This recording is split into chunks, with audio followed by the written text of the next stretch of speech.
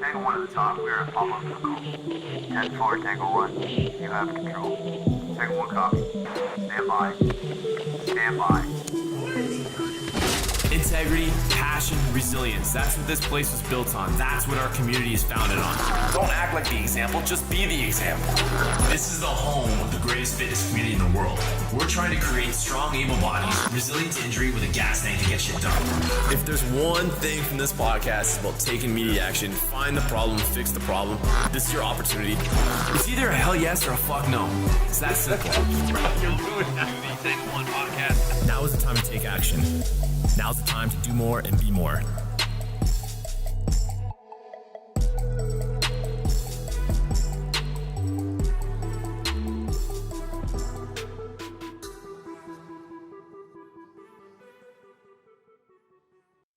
All right, welcome to the Tango 1 podcast. I'm your host, Tony Smith, retired SWAT team leader, the owner of the Garage Gym, and I'm here to encourage you to take action on your weakness, encourage you to do more and be more. Today, I'm bringing on the show my first guest of 2022, and I have been looking forward to this since the end of last year. Today, we got Sean Bacon. He's the president of Dynamic Shift Consulting. He's a former Canadian Armed Forces veteran, where he served as a military policeman, a paratrooper, an instructor, and a leader. He is an expert in mental toughness, leadership, psychological resiliency, and body language. He's also trained soldiers and law enforcement to perform at elite levels of success and to thrive. He also has become a mentor of sorts to me as I've reached out to him. We were able to connect through a mutual friend and kind of just taken to each other, and he's really taken me under his wing, and it's helping me to grow kind of the consulting business that I am looking to aspire. So I was super excited, super stoked to have you here, Sean. So thanks for coming on. Real pleasure. Looking forward to it. So Sean's coming to us all the way from Victoria, right on the island. Yeah. So let's do this. So tell us, let's just go right off. I want to, cover anything from your consulting business to leadership, mindset. And, people are always interested in a good military or police story. So we'll probably, I'm sure, get there too. But let's just start right there, right with Dynamic Shift Consulting, exactly what it is you do, what the platform is, and maybe just explain, and maybe you'll get a couple of calls out of this. We specialize in mental toughness, leadership, adversity. You don't know what kind of leader you are, the real litmus test of a leader, until everything goes completely wrong, until there's a crisis. That's your real test as a leader. You're not tested when times are good. And every good leader, every great leader I remember that influenced me were in those times of chaos and ambiguity and crisis, where they had to really elevate not only themselves, but their entire team to perform at a new level. So that's what we do. I leverage my experience in my past, both in the military and law enforcement, in educating people to push past their boundaries. A mindset is the engine for action. Okay, when I think of mental toughness or adversity, and someone that really stands out for me as the role model for this kind of genre, it's Terry Fox. And it's interesting because I've done many facilitations and workshops and talks in the States, and I have to explain who Terry is. And, here's this young man at 20 years old in the 80s, and he ran a marathon every single day for 143 days on one leg to raise awareness for cancer. Now, if that isn't the model for rising beyond yourself and going past your means and being resilient, being mentally tough, caring and being passionate about what you do, and for those who you serve, there's no better human being, in my opinion. So that's what we bring to the table. We educate, we give people the practical tools to lead at a different level, to perform at a different level. Terry Fox is, I love that you brought that up. My kids, I've told you, they're homeschooling, and we just covered Terry Fox not that long ago. And, and they don't quite understand the magnitude of what you just said, to run a marathon every single day, but basically, and on one leg. It wasn't like he was running, like he's a Kenyan Olympian runner. He's taking a long time to do that. And some of those stories from him is just wild and incredible, what you can do and how much your body can take if you really have the mindset to kind of go after it. I was reading something you have on your crest is the Spartan helmet or the gladiator helmets. And the Spartans, I was reading something about that, and it's like, we see the stories and they're so glorified, and and rightfully so in a lot of ways, but things that they don't talk about is these guys walked for like 2 years. They walked on wooden shoes, carrying like this massive shield, a sword, and Yeah. eating whatever, to go to war for 8 months and then walk all the way home. Like Yeah. that's crazy. And we feel like we can't even handle being, locked inside of our houses for a year. Yeah, I know, right? And the reason I chose the Spartan helmet, especially with the scar, and there's a lot of veterans that use it. So it's not really an original idea, but conceptually speaking, it's a society of warriors. And to be a warrior serves their community. They're a servant to something greater than themselves. So every man, woman, and child in a Spartan culture were warriors. Like, you really want to talk about everyone on one playing field. That's it. And to have that communal mindset that everyone's in it together. And if you look at now, the disparity, the polarization of attitudes, you're either with us or against us, and or being the center point word of just being a tyrant, when we need an and if you look at Spartans, they were and people. Okay, we're going to take a young person and we're going to train them to be more.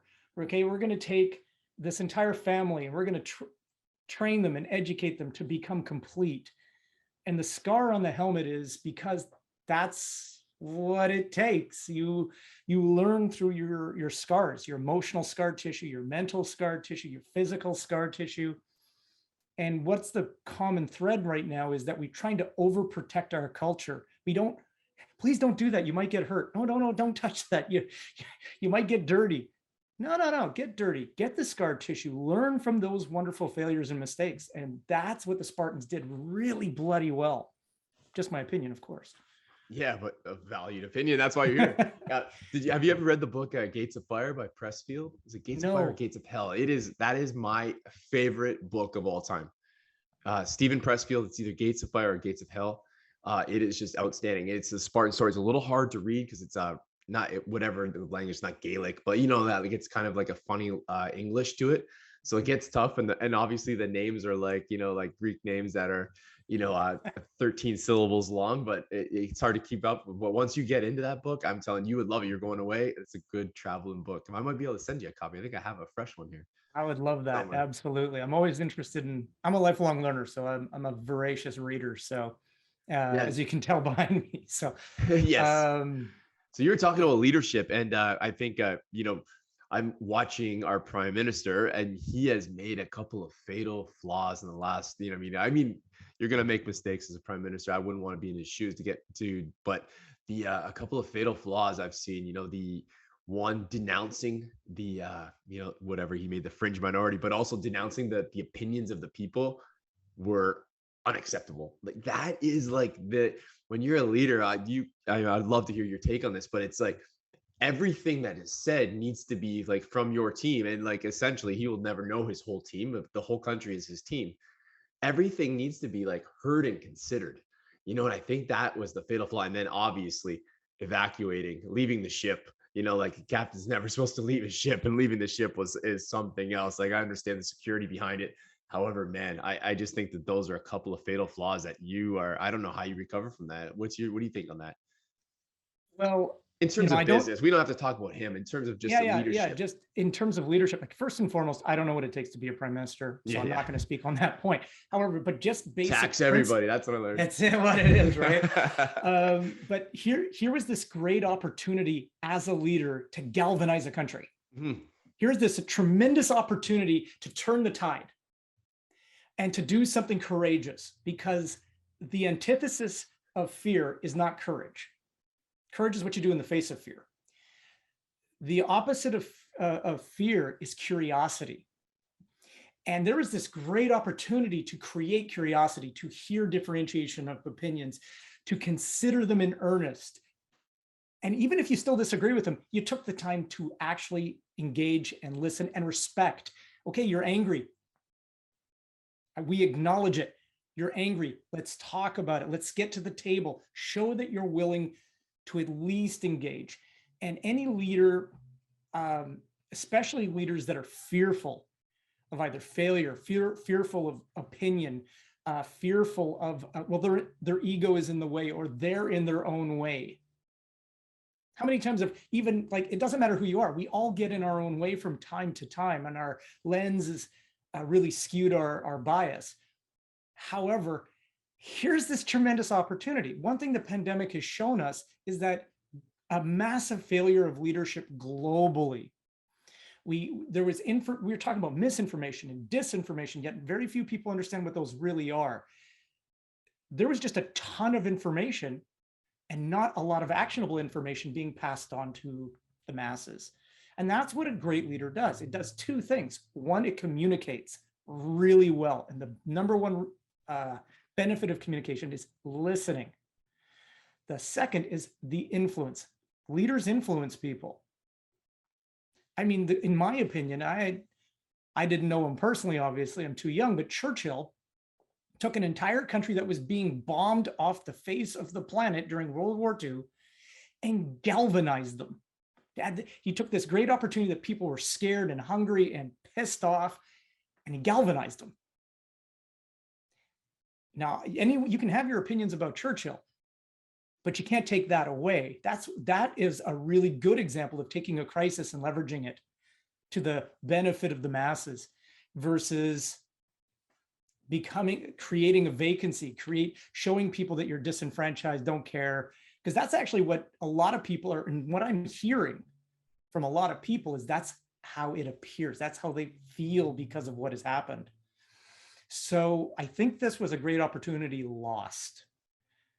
And now we're starting to see actual leaders step up from a variety of different political spectrums, from a variety of different, not even politics, just different social spectrums, actual leaders coming together going, how do we make this right? And now pay attention to those people, because they're the ones that are going to create the change. They want to create action and solution. They're not the problem they acknowledge, but they're more focused on that solution. That's my 25-cent opinion. No, I love that. I think you hit on a couple of huge things. I actually just did a talk about leadership. And one of the top things that I brought up in my points is that leadership is influence. Like, leadership is derived from influence. It's not, and influence comes from person-to-person contact, right? Like, those are the two, in my opinion, the two biggest keys to getting people to believe in you, and to, necessarily sometimes, like, when you run a tactical operation, not everybody on the team truly believed 100% that there wasn't another way to do this. Like, everybody there had a great idea, but we all need to go in one direction, right? And so listening, considering, shifting if needed. And then, I think like a lot of my biggest faults as a leader, or my biggest failures that have come has been when the ego does get in the way. And a lot of time that ego is just being so married to your plan. So, this is an obvious one, but if we had a breach point, we're bashing at the door, the door's not going in, with every swing of the door, every swing on that door, we are losing confidence. The team is losing confidence in my plan. And you want to, as ego, just keep hitting rather than, okay, let's contain, let's find another breach point. Let's, back off, whatever it might be. But that's, I find, has always been, and, and then being a follower at, the police department, when you're being led by people, is watching that happen too. Like, continuing to go about that plan when it is clearly not working is just, you lose the troops so quickly, and you lose yourself, because and then it becomes even harder to turn around. The further you get in, the harder it is to make that right-hand turn, right? Yeah. I believe it was Colin Powell that said, a great leader is not the smartest person in the room. They know how to leverage the smartest people in the room, and they're not tied to a plan. Like, they have you have plan A, B, C, D, E, F, G, but your ability to shift gears fluidly through your plans, all your contingency and tertiary plans, that tells your troops, okay, look, it didn't work. What's next? But when we do get tied in, when we do get in our own way, the blinders come on. And what's that old saying? You can't see the forest for the trees. Well, sometimes we can only see bark. We're that close to the damn tree. And sometimes you need the courage of a follower to step up as leader, going, okay, boss, what's our next plan? Yeah. And just that one question can go a long way to disengage that ego and go, right, this isn't working. Let's go to plan B. Or, because let's face it, plan A never survives first contact with the enemy, ever. Okay, plan A is typically going to fail 99.99% of the time. But it's important to engage in it. It's important to listen to the troops. It's important to also leverage in real time. And sometimes you don't know you're in your own way.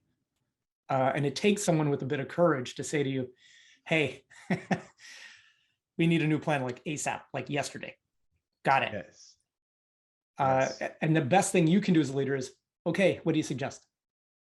Yeah, exactly. Because you know what, you've kind of lost yourself. You're also like, there's the mental part of that thing where you just got punched in the gut, and you need a minute to kind of get yourself back together. So having that, like that 2IC or that trusted team member to say like, hey, like you said, hey, this isn't working. What do you want us to do now? How about this? Like presenting a problem, instead of just presenting the problem, present the solution, and everybody's mindset goes towards that solution right away. And you start to operate that high capacity. And like you said about leading during chaos, and I think that's really where you really earn your stripes. But practicing that communication, fostering the culture where somebody has, somebody who by rank might be lower than you, has the confidence to speak to you in that manner ahead of time, so that now when you're in that most stressful time, like if you can make good decisions in the easy times and you can have good communication the easy times, well, when it comes down to stress, it'll still be more effective. If you don't have it during the easy times, you certainly will not have it during chaos. 100% concur. And there's a reason why we train the way we do in repetition, rehearsals, because we know something's going to go wrong, and we want all our responses to literally be in real time. We don't want to sit there and hesitate and go, crap, what were we supposed to do again? There's a reason why our training, and this is also the value of great training. Your training should be 2x, 3x, 4x more difficult than the real scenario. Because when the real scenario hits, it's going to be twice as unpredictable. However, if you've trained for it with that intensity and that intention, you're right. You've now trained more than your body and more than your tactics. You have trained your mindset to not get attached to the micro failures that are happening. And that's why you look at elite level units, elite level athletes, elite level anything. They have that one quality: to both be agile and consequential. People can be agile all they want. They can, oh, we're pivoting. Yeah, but a leader that pivots too often looks like they're too random. They don't have a clue what they're doing, and no one has any confidence in them. But when you are agile and consequential, that what you're shifting to is going to have a positive, powerful impact. The whole team buys in.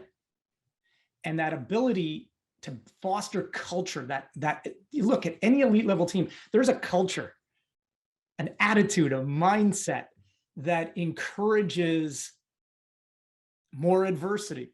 They have a humor about it. They have this passion and this drive.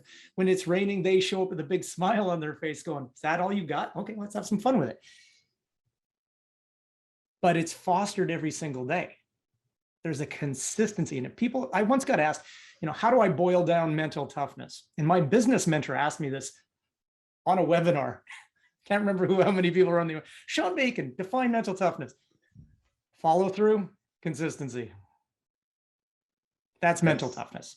People that can talk about it. Simple, but like great. That's a great description. You did that on the fly, or did you? Yeah, I had to. I was put on the spot, and I was like, crap. So that's pretty damn good. I mean, consistency. How many ways can you boil down that mental toughness with consistency being one of the? And what was the first one? Sorry. Follow through. Yeah. I mean, look at even like we're about to start a nutrition challenge in the gym. Consistency and follow through. Like if you have that, you win, man. If you have that in fitness and martial arts and like, even anything in business, your relationship. Consistency and follow through. Holy crow. If I did that more often, I'd be like even and my wife's going to listen to this one like, whoa, hey, idiot. Yeah, this simple. might come back to haunt you, man. Yeah. But it's true though. I mean, okay, what's the number one thing we get pissed off with people are? They say something and then don't execute. Right? They're a dog without teeth. Excuse the metaphor. But that follow through is your credibility. Your follow through is your integrity. Integrity, doing what you say you're going to do when you say you're going to do it. Right? Exactly. People don't need to like you to respect you. Okay. And I guarantee you in my career, Sean Bacon being liked was not high, or was it high on my priority? However, people knew I was going to follow through. If I said it, it was going to happen. Good, bad, or indifferent. So I was very careful what I said, because now I have to follow through. Okay. So it makes you mindful of your promises and your threats. So you say nothing, you promise nothing, you threaten nothing unless you're going to follow through with it. The consistency part's just discipline. Your investment, because it's easy to do something once and say, hey, I did a marathon. Think back to Terry Fox, 143 of them. Okay. That consistency of that one step ahead of the other. There's a running joke with one of my clients. I talk about taking a cold shower every morning. And I take a cold shower every single morning. Same here. And, and I understand the benefits of it physiologically but the benefits of it psychologically. And he said, why would you do this? And I went, well, I hate it. What? Okay, wait a minute. That didn't compute. And I understand why it doesn't compute, because I make a choice to own something that makes me very uncomfortable. I make a choice to own that moment, and that sets the series of moments throughout the rest of my day. I take ownership of the things that would otherwise have ownership of me. So by making that one choice, standing in the stream, it's cold, and then a weird thing happens. The moment I take ownership of something, it stops being a problem. Yes. But when you try to survive something, now survival mindset's selfish. You hoard information, you silo, you try to just make it through the next 2 minutes. And you've probably seen this in people that you've trained with. Is, okay, I really hate burpees, the purgatory of every trainer.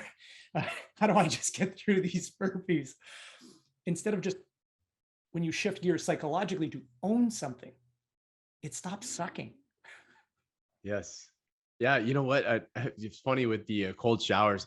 I've been coming to this a little bit of realization. Obviously, there's the physical benefits, but for me, it's about also, doing something that I have to endure, I guess, every single morning. But it's the breathing. For me, it's like being able to calm my breath in that cold water. And I find when I am not at my best, like when I am stressed, when I have a lot going on, maybe I'm not rested, or maybe I'm not, both of us have struggled with some things in mental illness we'll talk about. When I'm not in my best place, I have a lot harder time getting my breath under control in that water.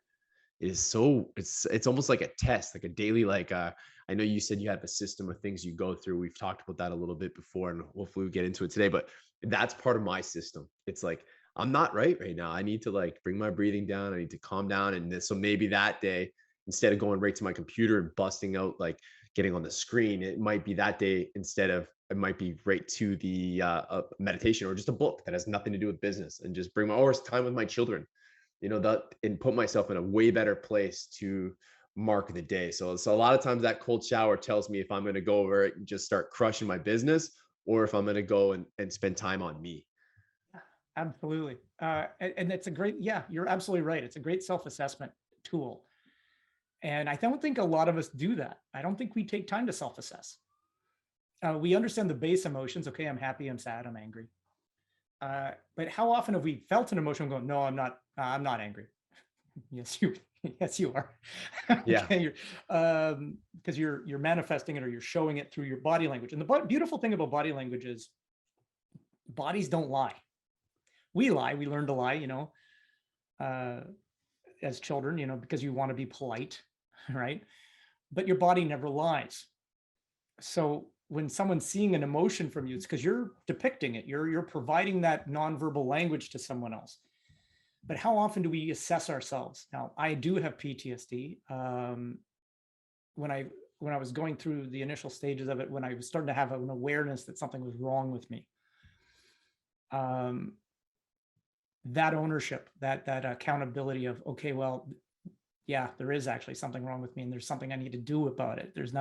How do I deal with it? How do I get a metric, a baseline to understanding I'm above the line or below the line?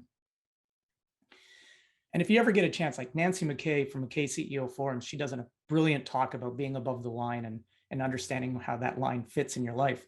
So if you ever get a chance, please definitely listen to that talk. But I assess not just once a day, I assess several times through the day, and then I communicate that assessment with my wife, who's also my business partner. And it's information. I'm not asking her to do anything about it. I'm not asking to be rescued, but it gives her the opportunity to now understand where I'm at, how she needs to shift gears, how I need to shift gears, and where I need to be in terms of my performance of my, for my clients. Yeah, I'll be straight up with you. This morning wasn't a good morning. Okay. Bad sleep. Things weren't going well. Cold shower, standing in the cold shower going, yeah, this sucks. And podcast host puts you on the wrong link. It's all good.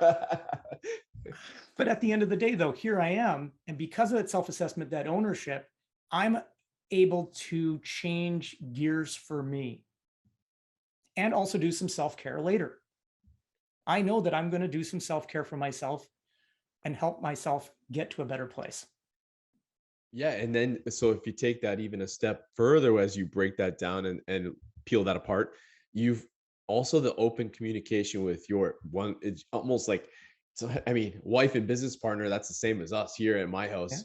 Yeah. And are there two more important relationships in your life, like that you're going to you spend more time with the people at work than you do with your family. And we happen to work with our family. So it's even more important that you're making that honest self-evaluation to her, because there's going to be days where, like you said, like we teach ourselves to lie. There's going to be days, and you're a proud type A, just like me, where you're going to try to push through something and maybe not be completely honest, but you've given her that, like we talked about the culture that we talked about just in the raid where that guy taps me on the shoulder and says, well, this isn't working. You've given her that also confidence to say to you, like, hey, Sean, this isn't working today. Like what you're, the way you're coming across, the way you're speaking to me or your children or whatever isn't working today. And, Danny calls me on that all the time too. And I think that is an underrated part of that whole self-check, body check. Right. Yeah, and that's what you're doing with your wife or your business partner or the people you work with. It doesn't have, like, everybody thinks business and tactics, but this can be just the people that you see in the person that in the cubicle next to you. If you don't have a true leadership position, everybody should be leaders, right? Everybody should be that leader. I agree. Matter of fact, I think right now, I find that leaders get, especially the higher they go, you get isolated as a leader. You're like on an island. It's very lonely at the top, as they say. Yes. And there's not a lot of peer groups or peers or people they can lean on, because they have this misconception that they can't appear vulnerable. Well, here's a news flash. You can't be courageous if you're not first vulnerable. They're synonymous. There has never been a time that I've gone through a door that I wasn't genuinely frightened. There wasn't a time I haven't jumped out of a plane that I wasn't genuinely frightened. Fear is an honest broker. It keeps you honest. It forces you to self-evaluate and then rise. It can also cripple if you do not have it in check, if you do not have an investment in yourself. And back to communications, the number one reason for conflict in the world, from a global scale to you getting into a fight with your intimate loved one, is the breakdown or the disruption of communication. Yeah. I mean, every single operation I ever did, no matter how successful, debrief, communication. It was there, even in their best wins, and I'm going to say that, it's coming up on Super Bowl, that probably the LA Rams, even though they just had a fantastic game, there was probably a communication breakdown that is listed in their debrief, and even if they win the Super Bowl at 55 points, they will debrief that game and they will list communication. At some point, there'll be a communication breakdown between a positional player, a coach, whatever it is. And that's, as soon as we accept that and know that that's going to be the problem, then work on it, like find the problem, fix the problem, and make it better. I 100% think about that. And here, I think people really on our team at the gym here, I don't think they really worked at places like that before, where there was the self-check, buddy check kind of system, whether official or unofficial. And here I'm checking in on people, and now you see that they actually now recognize it in me, and I'll get a message from somebody who's been here for a month, like, hey, you didn't seem right today. Is everything okay? Let me know Yeah. if you need anything. And like, how far does that go? Yeah. It's amazing. It is. And I think that's our obligation as warriors. Now, and a war doesn't make you a warrior. Actually, it's like I said earlier, it's your service. But you can't have a service unless you're serving something, a community, family, a circle. And I think that's what I miss the most about my past, our past, is that conflict and adversity has this way of bonding people. It has this way of connecting people at a very deep level. Two things bond people: conflict and food. I'm half Portuguese, and that's usually at the same time. So, and there's something magnificent about that. So when you look, and if you look at gyms and the way they've evolved, it becomes community. It's a shared struggle. What we've done now is we've leveraged our past, and warriors, this is our responsibility, is to leverage our past and contribute back into the overall society to help elevate it. Yes. That's our responsibility. But we think, okay, thank you for your service. You're done. You're not done. I mean, the best way to get buy-in is to give roles and responsibilities. Like in this gym, it's hilarious. I employ people that pay me to be here. I employ them every single day. It's like, hey, Sam, can you take Sean through the ropes today? Look after him. Let me know if you need anything. And they are just so honored to take the new person on and show them what they've learned. Like, I don't have to sell the membership. It's not done out of spite. It's done to make that person, give them the respect they deserve for being here so long and learning so many things. And then they have this incredible ownership of the place. And we've always found that, during Christmas time, people have somebody come in from vacation. I don't want the $15 or the $30 drop-in fee. I want you to be so proud that you want to bring your family here while they're home for Christmas. And you bring them here, and I don't want the money. What's that? $30 is not worth that feeling that this person, Sam, is going to have to bring in their brother-in-law and to show them off the gym that they're so proud of. That's the basics of culture. And if you could just expand that to any business of any size. Yeah, there. You just took the words right out of my mouth. Is that expansion? Okay. People will say, oh, that's a gym. No, a gym is a microculture. Okay, it's a microcosm of society. So is the military. So is the law enforcement. So is being a firefighter, first responder. Don't 100%. Care. Okay, it's a microcosm. It's a subculture. And people love to belong. Even you could take the worst rebel and they'll belong to something. Okay. And there's a power in that. And now, unfortunately, what we're seeing right now globally, and not just in Canada, but globally, this radicalization of attitudes, okay, this deep polarization. If you're not with us, you are against us. And what's really important is, okay, so let's have a differentiation and still support each other. That's the key. And we need to get collaborative. We need to start making the bonds. Okay, some people don't agree with the truckers in Ottawa. I personally do. I love the fact that they're there. However, because they are, according to our society, they have a right to peaceful protest, just like anyone else. I live in Victoria. There's a peaceful protest here quite often. Okay, and so do it. Be peaceful. Be respectful. Carry on. Now, it's okay if you disagree with it too. I gave up 12 years of my life so you can disagree. So do it. But do it respectfully. Have a dialogue. Go over there, talk to a trucker. So why are you here? And this is what I think. And, let's exchange ideas. And we still might walk away disagreeing, but how much more respect are you going to have for each other? Right. Taking the time to actually maybe understand where they're coming from. Like a person like you and I, like you talked about, you gave up 12 years of your life fighting for freedom, like, right. And And for me, the Charter of Rights was something I swore to, like, yeah, I gave up my badge, but I didn't give up that oath. That's That's it. still a huge part of me. And I truly believe that our freedoms, the Charter of Rights is being violated. And so to listen to somebody who, and we talked about experience and the scar on the helmet that you have. And like, so for me, if you went through school and then you went to university and then you started working at Starbucks, like, where is that scar coming from behind what you're saying? So to completely write off what this 43-year-old man that says after my experience, it's completely insulting and not proper, right? Like, I feel like this younger generation really needs to stop worrying about taking sides and worry about more of like getting themselves more experience and more education. And experience can come through other. I think people don't understand that is like, if I heard of a team leader who did a raid in a certain manner and it didn't work, I'm not going to repeat that mistake. I gained experience through his experience or her experience. And the same can be said when it comes to your opinions. Getting opinions from a variety of different sources and a variety of different experiences, you can now have experience in your own way, right? Like, does that make sense? Yeah, absolutely. Well, there's a study. I'm trying to remember where it came from. Bear with me, because I usually like to be able to quote where the study came from. And it's a published study. And in it, it states, when you have 3 or more people of the same opinion, they attract more people of the same opinion, and thus have a higher rate of radicalization in that opinion. Okay, so if you have a bunch of people saying one thing over and over and over again, it becomes such a belief for them that they will not entertain anything else. So that's why it's really important to have many voices come to the table. But here's the key, that thing that no one ever talks about.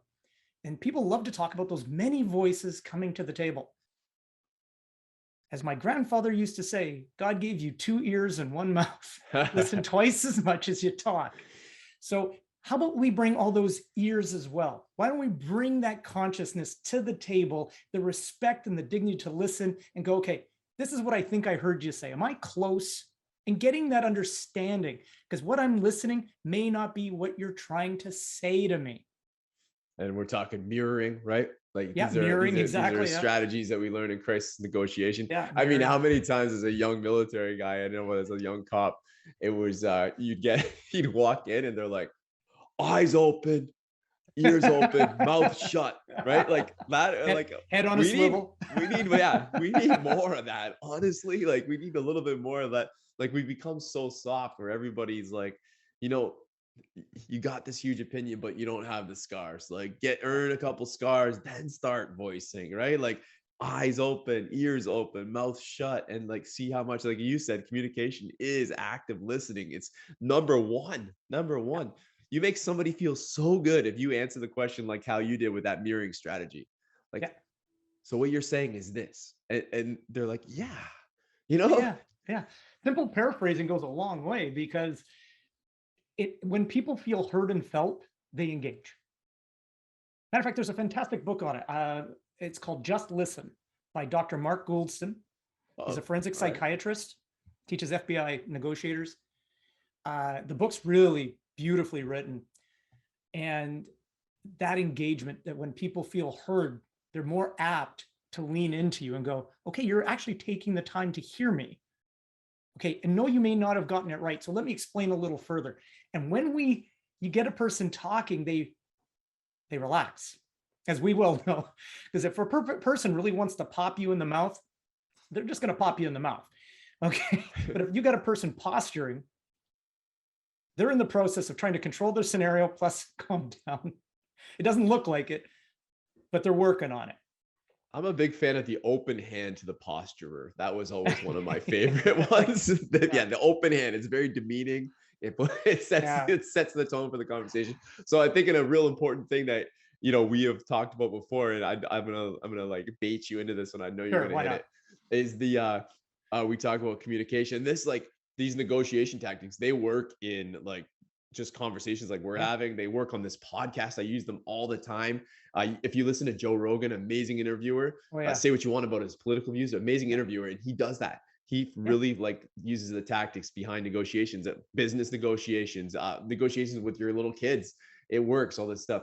So there's something that, you could say to me, your opinion, like whatever it might be. I believe in vaccination. And I say, oh, I understand you believe in vaccination, but, right? Yeah, That word but is the ultimate open hand smack to the mouth. Like it is. you've lost the person when you say but. Yeah, absolutely. And yeah, you have baited me because I know exactly where I'm going with it. Because everything before the word but was fluff. Yes. Everything after the word but is your real intention. So, and a lot of passive aggressive manipulators use but really well. Okay, la la la la la, but yeah, I understand bang, what you're saying, and then but they hit you. So, and it derails a lot of conversations. Whereas back to the word and is collaborative. Okay, I hear what you're saying, and I think it might be this, or and have you considered this?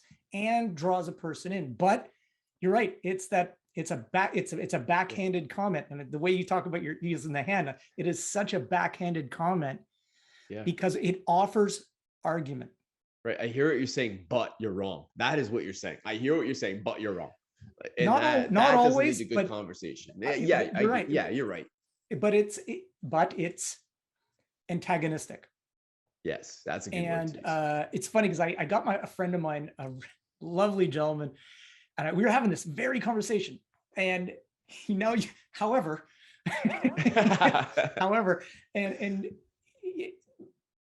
words matter.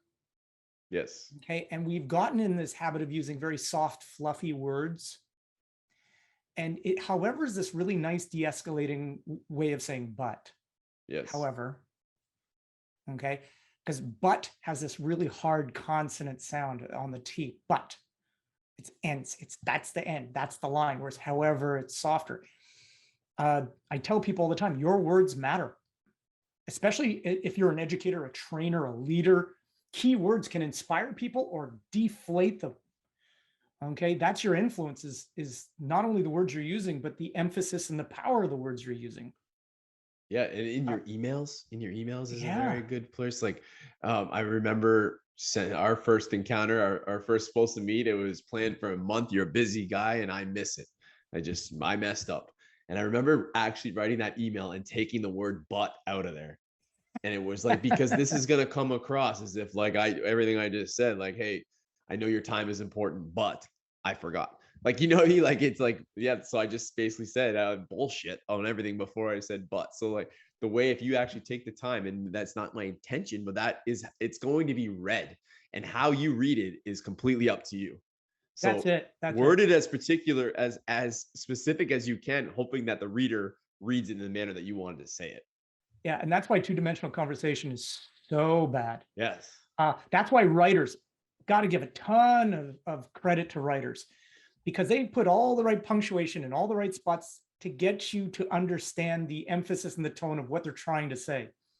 But we text and we email, we don't put any attention to care into that. So all of a sudden you can say something and three people will read it and three people will take it completely different ways. One of those three people are going to be a little upset at you. And yet it was an innocuous statement. Okay, they may have had a bad day. They're picking out that one thing, the emphasis on that one word that really by itself means nothing. So time and care in how we speak to each other, write to each other. Always, I think that's the one thing. It's not that we don't do it. I just don't think we put a lot of awareness into it, is the lens through which other people perceive us. Putting yourself in someone else's shoes, looking through their eyes, listening to the way they're listening to it. Now that's next to impossible because you don't know everything about them. You don't know about their experiences that color their decisions or their thought patterns. But I think it's important to try. And I find that I communicate better with people that don't speak English. I'm being serious, because they will work 4 times harder, and so will I, and I'm picking 4 times just arbitrarily, right, to understand. How many times do we not listen to understand? We listen to reply. Yeah, you're just waiting for a break in the action to speak. Yeah, right? Yeah. So listen to understand, and it goes along a lot further. And if you don't know, ask the damn question. Okay, I'm not sure what you meant by that. Could you elaborate that a little more? Because maybe I'm not reading it right. I take that ownership. It's about me. Maybe I'm not the way I'm reading it right. Yeah. What do you mean by this? Yeah, using obvious language. Okay. I'm angry. People say, no, you shouldn't say that. It's not okay to be angry. Yes, it is. Anger is a legitimate emotion just as much as sadness and happiness. And the more you acknowledge it, the less it becomes a problem. Okay, as Colin Powell once said, and as you can tell, I quote him quite often because to me, he's my standard of leadership. He is like a hero to me. God rest his soul. And in one of his books, he says, it's okay to be angry, and then get on with it. He doesn't say get over it. He just says get on with it. Yeah, feel the emotion, right? I mean, that's what letting go is. Like, that's a lot of what you and I did to heal ourselves in a way. It was feeling that's what they make you do with PTSD. Feel the emotion, right? It is pretty wild. And you like, I love some of the things you hit on there. I think it's just I found that the podcast was like, did that for me. It's really helped me with my communication because I have to be like so intent on what you're saying so that one, I can ask a decent follow-up question, or I can mirror it, or I can send it to the right.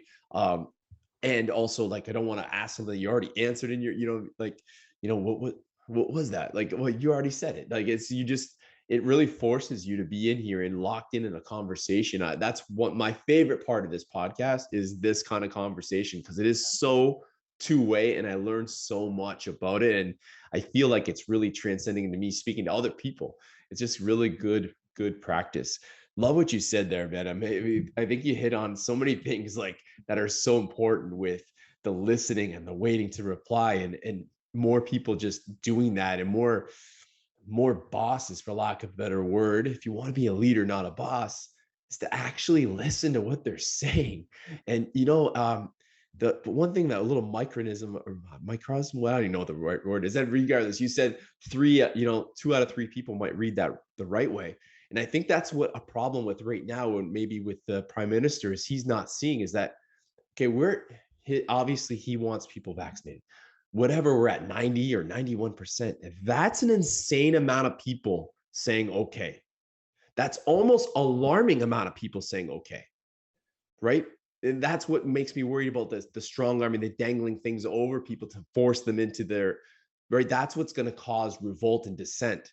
When 9 out of 10 people are just doing what you say, like 9 out of 10 people didn't agree. 9 out of 10 people did what you said. Like, so I think you have to be very happy with a 90%, like 90% anywhere. If I hit 90% of my shots on the range, I'd be very happy if I'm pushing it. If I had 9 out of 10 at bats in baseball, that's like, you'd be the best baseball player ever, right? Like 9 out of 10 and a goalie is amazing. Like that, we're losing track, I think. I agree. And it's also, we're losing track of, this is a free country. I've been to countries in my time of service that were not free. I've had friends go to countries that were not free, and them coming back and giving their feedback on what they experienced. We take this for granted. And then all of a sudden, then we're teaching people, no, please feel free to take away the rights until they comply. Think about what that says. Yes. That is a dangerous, slippery slope. No, I don't want you to agree. And yes, you have the right not to, but also you get to live with the consequences of your decision. Right. And I don't care what you chose, vax, unvax, driver's license, no driver's license, vote, don't vote. People say, oh, if you don't vote, you don't have a right to complain. No, you do. It's still a free country. Okay. I think I checked. A lot of the immigrants families that, like, we have a lot of Eastern European families in this area of Windsor. And to hear them speak about Bosnia and Serbia and some of the things that have gone on there, and to hear them actually say that they left those countries because they don't want to see, they don't want that as part of their lives anymore. And to see that they're actually making reference, people who actually lived in a not free country, to make reference that's the direction, that's how it started there. That is scary, scary stuff. And now we're talking again. Now I'm listening to the opinion of somebody with a scar on their helmet. And that to me goes so much further. Yeah. What's that old saying? You don't know what you have until it's gone. Right. Well, I don't feel like giving it away either. Okay. Yeah. I have friends that are unvaxxed. I have friends that are vaxxed. Family members sit in the same boat. I don't admonish any of them. You are welcome in my home Okay, why? Because you need to be collaborative right now. You have to honor the choices that are being made. Exactly. You don't have to agree with them, but take the time to at least honor it. Okay, because we have that privilege, and it's not a right. Let's be clear. It is a privilege to be free. Men and women have died for that right on multiple battlefields, on multiple fronts. Even here in domestic Canada, people have put themselves out there to make sure people have that privilege. Okay, we have the privilege to sleep with whomever you like, have a relationship with anybody you like, to have a safe work environment, to have food on the table. So why would you want to take that away? Why would you want to punish someone for a choice they made? Now, if you've got that much fear, and that's what it stems down to, if you've got that much fear that you need to control everyone to make yourself feel safe, ladies and gentlemen, you're the problem. Yes, yes. So many people I love that you said that. I would say, hey, like everybody in this room, in this gym, we are the problem. We are the problem. If you don't agree, then why are you showing these passports? Why are you? Because you want something in return. So if you don't agree with the passport, don't go anywhere and show your passport, right? Just don't go, or politely decline, whatever it is. If you agree, then show it. Like, that's where you're just, if you're succumbing to the strong arm move, then you are, and you're part of the problem if you're against that. Right? If you're not, then you're not part of the problem. You're standing for what you believe in. So I think like people like extreme ownership, right? I mean, it's a great book. It's a great way to look at life. We are all part of the problem in some way. So how can you be part of the solution? Exactly. Right. And I've said in many of my talks, the problem isn't the problem. It's your perception of the problem that's a damn problem. And when I led, again, leading is a privilege, in my opinion. And I love being a leader. I love the challenge of it, but I used to say to my people, and yet I'm saying that, my people, it's okay to come to me with a problem. You can bring me any problem, but you better have a solution in your hand, at least an attempt at a solution in your hand. It could be completely wrong. I don't care, but take the accountability and the ownership to come to me with a solution. We'll discuss it and come up with an action plan on that solution. 9 chances out of 10, their solution was the right one. Yeah. And it also stopped them from just pissing and moaning, excuse the vernacular, that bitching and complaining, that there's no consequence to it. Oh, all of a sudden I'm accountable for coming up with a solution. Yeah. Bitching and complaining drops significantly. And it empowers people to go, hey, I know this is wrong, but I think I got a great idea. I just need someone to entertain it. Yeah. And how can you train your people to do that? It's so simple. It's the same with your kids. Like, when they come in, like, and they ask, it's homeschooling. I'm learning this in homeschooling, and it totally applies to leadership scenarios. Cause like sometimes you don't realize you're doing things that are benefiting your culture until you hear somebody teach it. You're like, oh man, maybe that's why this is working for me. So here at the gym with the solutions, or with the teams that I was on, is like, when they come with a problem, it is like, what do you think we should do about it? And then they're like, whoa, and now they're going to come back to you. Right. And then the next time, maybe they come back and it's right away, like it's a different problem, but they're presenting the solution right in advance. And you've already shifted their mind to be thinking, when you shift to the solution, you're just so much more positive. And, and you go into these, you're going into these businesses that obviously need some help or some, development. And, how many of them have that toxic problem. That's all we talk about is problems instead of the solution. It just changes things. And how that comes back with homeschooling is my kids, when they come in like, hey dad, why is the moon so big? Why do you think it's so big? Right? Like that's how we're teaching it. And if we do that from the start, and we do that with your team, and that's constantly like consistency and follow through, it's just going to all play in. It just ties in. We're spitting fire, man. This has been amazing so far. So I want to ask you one thing, ask you, kind of like get you to talk about this, because you were the first person that ever heard say it this way. And it is stuck with me. And I'm not gonna lie to you, I've used it like 10 times since. Right. When we talk about trust, trust is earned. Trust is earned.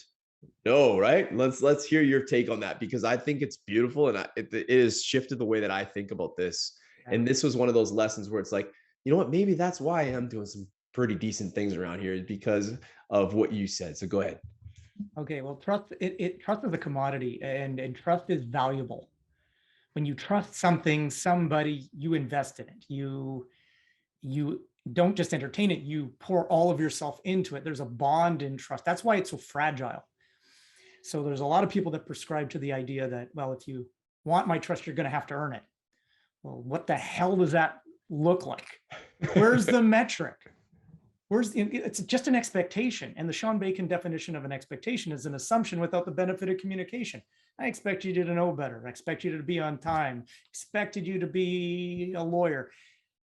The number one emotion tied with expectation is disappointment. Trust should be given away. And there's a lot of people that don't like that. Give it away. Yeah, you're going to be vulnerable when you do that. You're putting your trust out there voluntarily. Here, take it. Now, it doesn't mean I lack common sense. It doesn't mean I stop paying attention to my threat cues or any indicators, threatening indicators. But I'm going to give it away. And now it's your responsibility to take that sacred trust and hold it safe. It's your accountability, and you're only going to lose it once. And once you lose it, it's not coming back at all. Okay, because that's how fragile it is. Okay, it's like taking a soap bubble and watching it pop, and then you taking all the droplets and trying to reconstruct the bubble. It's not going to happen. But when you do give away trust, people invest their trust into you as well. It becomes really fluid between two people, more people. And when you have a bond of trust in a group, the action is profound. Absolutely profound. Here's a good example. I had the privilege of working with the women's 8 rowing team. I prepped them for Tokyo, for the Olympics in Tokyo. And they got the gold medal. And here's 9 women. So not 8 rowers and a coxswain who pushes the pace, steers the boat. Very powerful women, really fantastic, accomplished athletes, and they know their craft. So I come in and say, okay, so what do you want? I say, oh, what's the answer? We want a gold medal. Great. What do you need? What do you really need to do when you're going in a pandemic to a very restricted country who's scared as a culture, and you haven't won this in 20 odd years? What do you need? I gave them 3 minutes to come up with the answer. Come back, and they had it. You never see it. Usually I got to do this 2 or 3 times, but they nailed it. They literally came together as a team and they said, we need to break the world record. Now, they didn't break the world record, but because their reach exceeded their grasp, they got the gold. Aim small, miss small, right? That's right. Aim small, miss small. And the beautiful thing, here's where the trust comes in. 8 women have to row in absolute synchronicity. You have to trust every woman in that boat. Every woman in that boat is doing exactly the same push, the same pull, the same twist, the same everything. The coxswain had to trust that she could push those 8 women outside of their comfort zone and into a zone of pain and discomfort and drive. They had to trust her to do that, make that commitment to them, and she had to trust them to execute on it. Gold medal. That's the power of trust. And when I talk about trust and people say, well, where's this all coming from? And I said, I've had the honor of understanding trust at a very different level. When you can trust someone in the dark with a firearm at your back with the safety off, you trust someone with your life explicitly. That level of trust is addictive, it's powerful, and there's nothing you can't do without it. Yes. Yeah. You know what, when I come out to these blast camps, like having done, that very same thing with so many people, and, the trust with the firearms and that feeling of, I mean, we like to say muzzle control and lines of sight and all these things, but sometimes in a house, we going through a ghetto house, there are going to be times when you cross a muzzle, whether you want to admit that or not. All the people listen to this bullshit. If you say it doesn't happen, it happens. It right? happens. And you are absolute trust. And when we run these blast camps with a bunch of guys who've never acted in that manner, right? They might have handled guns, but most hunters don't do things though. Like you're not walking in a line. You're not like one person kneeling with the other person over top. When we just simply take them from, instead of shooting in the range one at a time, and we actually line them up 6 across and have them fire together, and they're not even like they're in a very safe line. It's very safe. The bond that they have, that happens within seconds. Like I'm telling you, the second that line is over and they start to go to load their next mag or maybe onto the next revolution of our course, there is a dynamic shift, as like without like plugging you, but there's a dynamic shift in the way that they bond. These were strangers yesterday. They did that one little dangerous thing, kind of dangerous, not even that dangerous, but out of their comfort zone. And the way that they are, like, so now if you took that and you apply that to your business, to your, your relationship, your friendships, man, just do something like that and watch what happens. It's crazy. It is. And it's important that trust is a bit blind. It doesn't need to be deaf, dumb, and stupid, but it is important that's a little blind. Right. Yeah, 100%. And you're not saying give away trust in the means that this person, like, once they get onto my team, I've given them some trust to bring them on the team, but they met, my values, they met my, some of the other things that I needed them to meet. And now the next step of giving them a little bit more trust and giving them more trust. It's not like, if I trust to be in the same room with you, then now I need to trust to give you responsibility and tasks and roles and, and responsibility of me, of this little business, of whatever it might be. So that's for sure. I don't mean to interrupt, but go ahead. Think about it. A lot of leaders, and the reason they don't delegate. Yeah. They don't trust their people to actually lead. And leaders create more leaders, not more followers, as the old saying goes. And sooner or later, you're going to have to you can't take a half step out of an airplane. Okay. You can't take a half leap off a cliff. You have to commit to it. That's trust. Okay. Here you go. I want you to lead. I need you to do this. Go. Okay. It doesn't mean you won't be concerned or worried. And by the way, I happen to believe worry is absolutely wasteful. But at the end of the day, when you do give it away, people rise. They'll rise. And yes, there's some people out there with malintent that will take advantage of it. Good scar tissue for you, good learning for you, but don't let it jade you. I've been betrayed. I've been lied to. I will not allow that to change the way my modus operandi. Who would lie to a policeman? Yeah, a exactly. military policeman. Come on. There is. Like, come on. Like, I've never lied to my mom when I was a teenager. Yeah. Oh my God.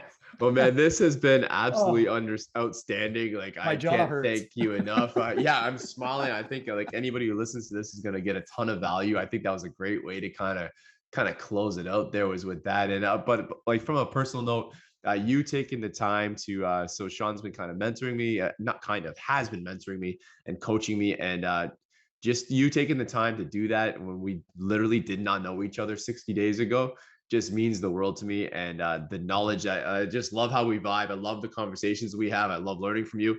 You got a lot to offer, man. And I think like your purpose and your mission, it just stands out. And I think I don't know, but I would say that's probably why you've been so successful and why your business has grown so much. So congratulations. Thank you very much. And it's been my honor. Surround yourself with great people. And that's what I'm doing. That's why you're here. I'm surrounding myself with great people. I appreciate that very much. So that'll be the end of this one. I'm just going to read in, and we want to make sure everybody knows some great people. We want to speak with some great people. Murray Insurance. Every episode of Tango One podcast is sponsored by them. They are OGs of mine from the Kingsville Gym and Ontario's #1 ranked Desjardins insurance agency by their clients. They are the experts in their industry with a combined over 100 years of experience. They have the best customer service, and they focus on community. We talk about values. They employ local team members and invest back in Essex County, which is hugely important to me. And I know it is to anybody who listens to this show. So give their team a call today or send them a text at 519-733-2331, or you can go next door to the garage gym. There are neighbors there, and check them out. Now's the time to do more and be more.